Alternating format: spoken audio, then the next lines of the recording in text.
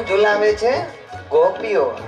અને ગઈકાલે પણ આપણે અહીંયા સુંદર મજાનું જે પારણ્યું હતું એ પણ તૈયાર કોણે કર્યું હતું? આ રાઘવપુરા ગામની મહિલા મંડળે. જોરદાર તાલીથી વધાવો. આ ગોપીઓનો ભાવ છે. માં યશોદા આજે લાલાને ઝુલાવે છે અને ગાતી જાય સુંદર મજાના હલણા ગાતી.